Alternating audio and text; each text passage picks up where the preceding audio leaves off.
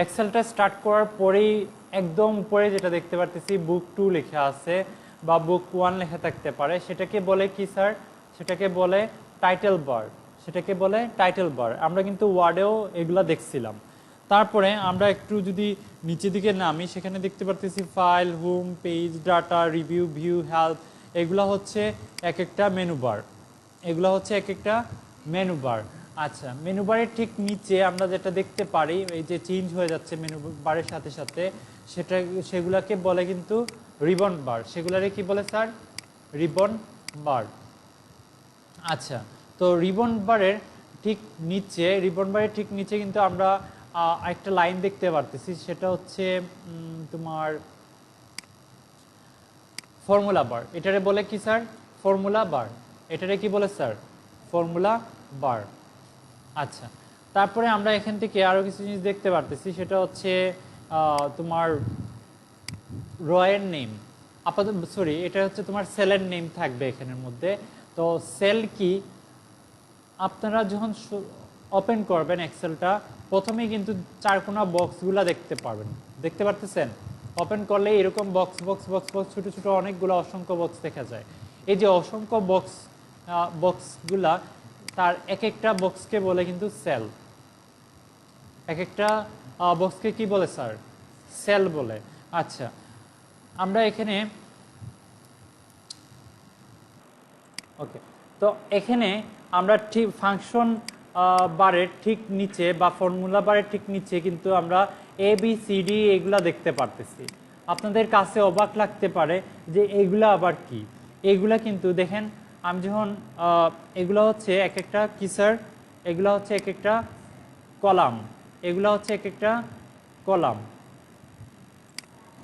হ্যাঁ, দেখা যাবে। এই দেখেন, এগুলা কিন্তু এক একটা কলাম। এই যে লম্বালম্বি হয়ে গেছে, এগুলারে কি বলে স্যার?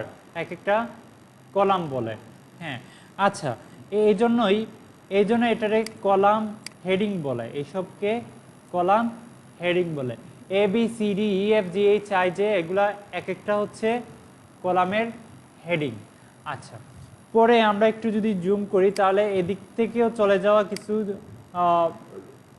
সেল দেখতে পারতেছেন? হ্যাঁ, এইগুলারে কিন্তু কি বলে? র বলে। এগুলারে কি বলে স্যার? র বলে।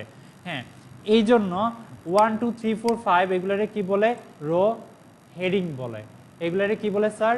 রো হেডিং বলে। আচ্ছা, এই জিনিসগুলা আমরা চাইলে কিন্তু র হেডিং, যেমন এই যে র হেডিং আছে, কলাম হেডিং আছে, এগুলারে কিন্তু রিসাইজ করতে পারি। রিসাইজ করতে হলে তোমাকে অবশ্যই খেয়াল রাখতে হবে যে তোমার কার্সরটা যাতে এইরকম হয়। হ্যাঁ, কার্সরটা যাতে এইরকম হয়। আমি একটু জুম করে দেখাই তোমাদের। কার্সরটা জুম করলে কার্সরটা আসলে দেখা যায় না। আচ্ছা, তারপরে আমি ট্রাই করব আপনাদের স্ক্রিনশট দেওয়ার। এই দেখেন, এখানে কিন্তু কি হয়? রিসাইজ করা যায়। হ্যাঁ, এটা হচ্ছে কলাম হচ্ছে কি ভার্টিক্যাল, আর হরিজন্টাল হচ্ছে রগুলা। হ্যাঁ, এগুলাকে আপনি চাইলে রিসাইজ করে নিতে পারেন। আচ্ছা, পাশাপাশি আমরা যদি একটু নিচে নামি, তাইলে কিন্তু এখানে শীট দেখতে পাচ্ছি। শীট এখানে কয়টা আছে? একটাই তো শীট ছিল। শীট এখানে কয়টা আছে? একটা আছে। তুমি যদি এখানে প্লাস চিহ্নটা প্রেস করো, তাহলে দেখবা নতুন আরেকটা শীট তৈরি হয়ে গেছে। এখানে প্লাস চিহ্ন যত প্রেস করবা, তত নতুন নতুন শীট তৈরি হবে। এটা কেন? ধরেন আপনি হিসাব রাখতেছেন ঢাকা, তারপরে শীটে রাখলেন হয়তো বা কুমিল্লা,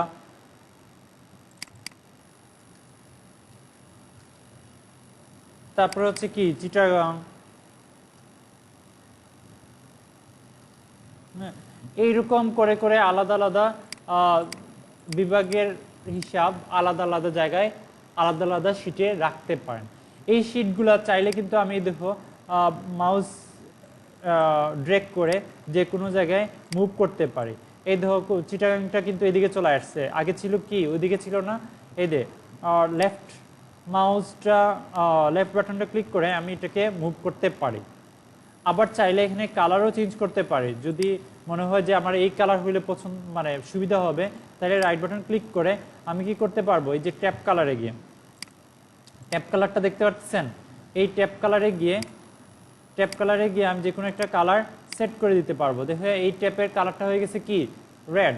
হ্যাঁ, তারপরে ধরো এই কালারটাও আমি চেঞ্জ করে অন্য একটা কালার সেট করতে পারবো। এই দেখেন এটা কালার কিন্তু চেঞ্জ হয়ে গেছে। আবার ধরেন আমি এখানে একটা কালার সেট করলাম।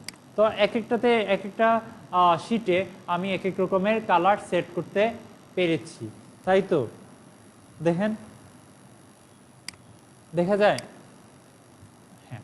এখন আপনাদের প্রশ্ন থাকতে পারে যে স্যার এখানে টোটাল কয়টা শিট নেওয়া যাবে? সেটা 1000-এর উপর নিতে পারবেন। আপনার কম্পিউটারে যতটা স্পেস আছে ততটা জায়গা নিতে পারবেন, কোনো প্রবলেম নাই। বুঝতে পারছেন?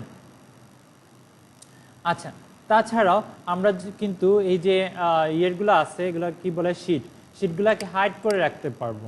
কারণ তোমার 1000টার উপর যদি শিট হয়ে যায় তাহলে তো ঝামেলা হবে না, কারণ সব শিট তো সময় প্রয়োজন হচ্ছে না।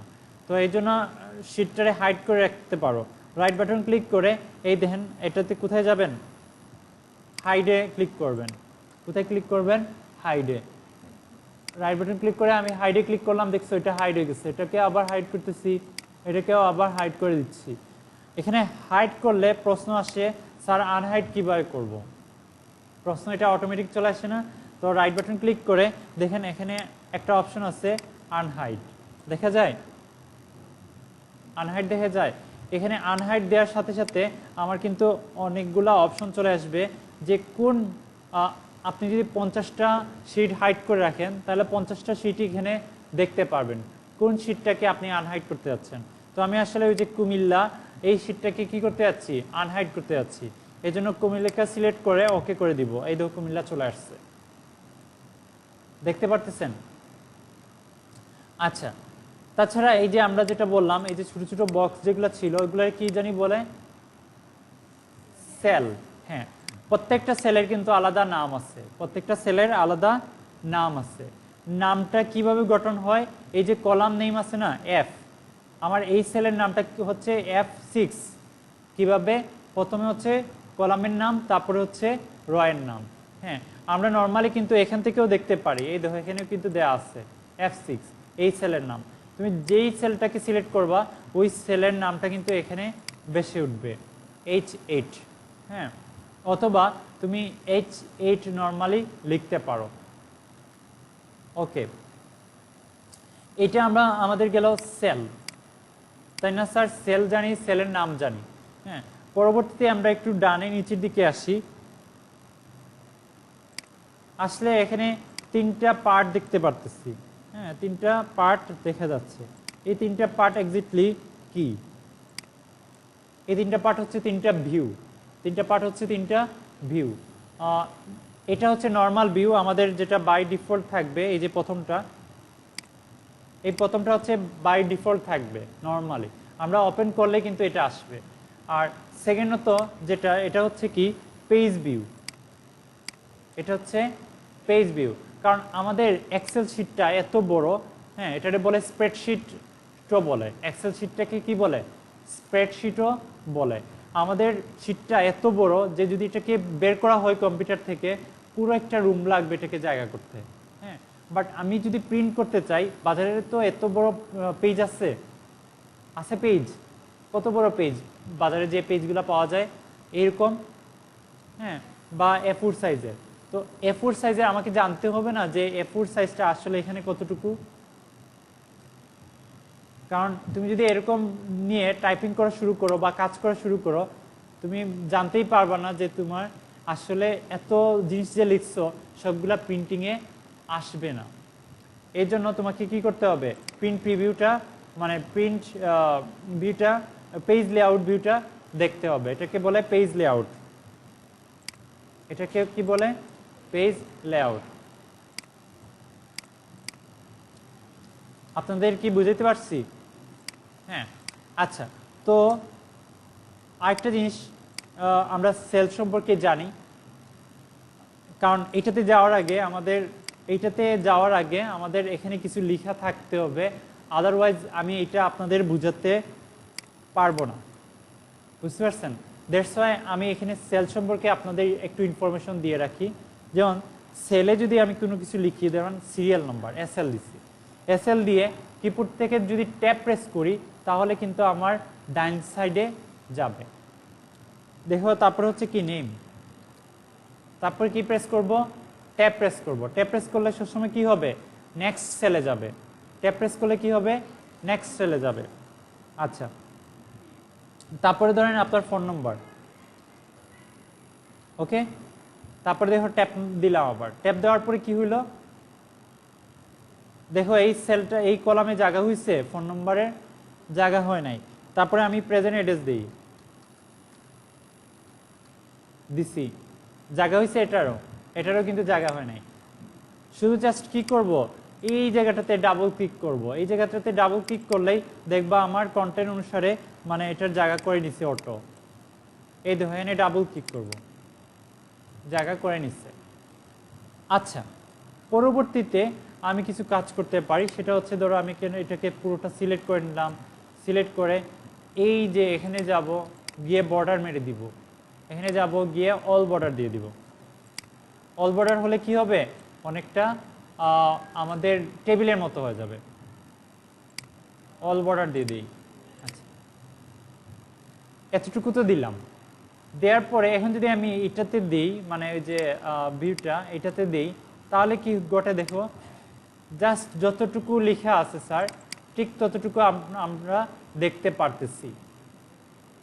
আর বাকি জায়গাগুলো কি হয়ে গেছে, হাইড হয়ে গেছে। বাকি জায়গাটুকু যতটুকু জায়গাতে লেখা আছে ততটুকু জায়গা রয়েছে, আর বাকি জায়গাটা কি হয়ে গেছে, হাইড হয়ে গেছে। তো এইরকম যদি কখনো প্রয়োজন হয় তোমাদের দায়িত্বে, আচ্ছা এটা হচ্ছে এইটা দিয়ে, এই ভিউটা নর্মালি কিন্তু আমাদের ভিউ থাকে এইটাতে, পেজ লেআউট। পেজ লেআউটে গেলে আমরা বুঝতে পারবো যে কতটুকু জায়গা হলে A4 সাইজ হবে। হ্যাঁ, আর এরপরটা হচ্ছে এই যে এখানে দিলে আমরা কি ঘটবে, আমরা জাস্ট লেখা যতটুকু আছে আমরা ঠিক ততটুকু জায়গা কি হয়ে যাবে, কেটে যাবে, বাকি জায়গাটুকু কিন্তু সরে যাবে। আচ্ছা, এখন পর্যন্ত আমরা কি কি দেখছি।